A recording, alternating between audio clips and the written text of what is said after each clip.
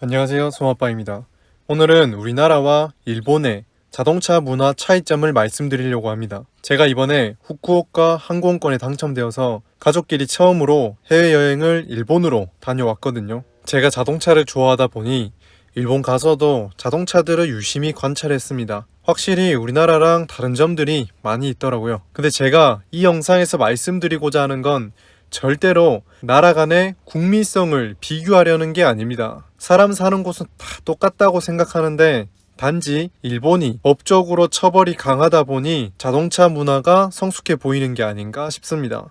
첫 번째는 주차 문화의 차이입니다. 한국은 차 들어갈 공간만 있으면 어디든 주차하는 게 다반사라 골목길도 좁고 갓길 불법 주차도 엄청 많죠. 그로 인해서 끼어들기 사고도 많이 일어나는 편입니다. 그에 반해 일본은 차고지 증명제를 시행 중이기 때문에 주차할 곳이 없는 사람은 애초에 차를 못 사거든요. 거기다가 불법 주차에 대한 과태료도 비싼 편이고 벌점까지 있기 때문에 골목길도 깔끔하고 도로가도 깔끔합니다. 건물들 중간중간에 주차장도 굉장히 많이 있고요. 그리고 중요한 게 일본의 주차선을 보면 이런 식으로 차와 차 사이에 공간이 넉넉하게 있습니다. 우리나라 같은 경우는 선 하나 그어놓고 양옆으로 주차를 하다 보니까 타고 내릴 때 엄청 좁게 느껴지고 문콕 사고도 비일비재하죠. 여유로운 주차선, 이건 정말 부럽더라고요. 여기서 이어지는 두 번째 차이는 자동차의 크기입니다. 경차왕국이라는 타이틀답게 차들이 대부분 작은 사이즈고 미니밴 같은 차량들이 굉장히 많더라고요. 그렇다 보니 앞서 말한 주차 공간이 더 여유롭게 느껴집니다. 제 개인적인 느낌이지만 우리나라는 필요 이상으로 큰 차를 선호하는 것 같은데 일본은 세금도 그렇고 유지비가 많이 들다 보니 실용적인 위주로 차를 구매하는 듯 했습니다. 세 번째는 썬팅의 차이입니다.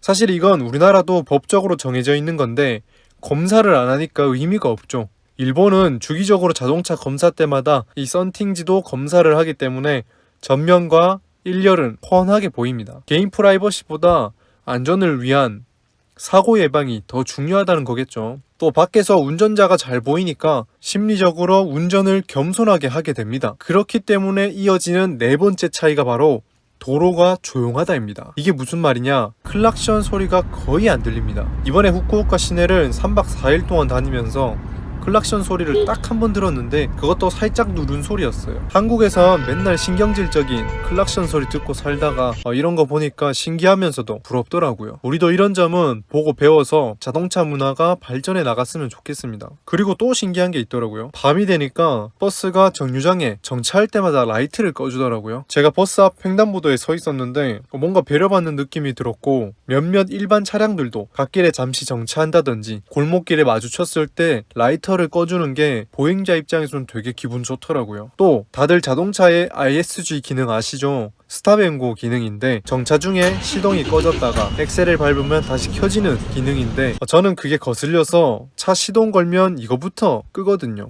근데 일본은 법적으로 의무인지는 몰라도 버스가 정차할 때마다 시동을 끄니까 되게 조용해지더라고요. 현지 직장인들은 답답하다 할지 모르겠으나 일본의 시내버스는 굉장히 여유롭게 운행하는 편이라 여행 온 입장에서는 굉장히 좋았습니다.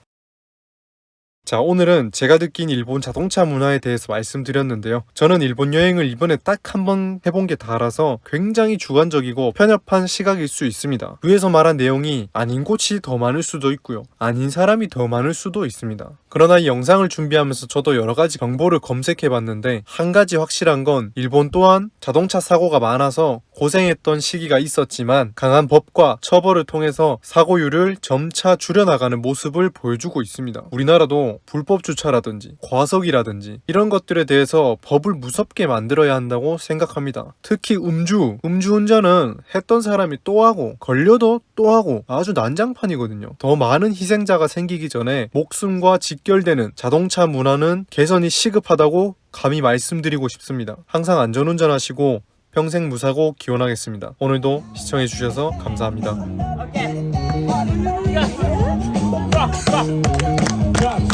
Okay.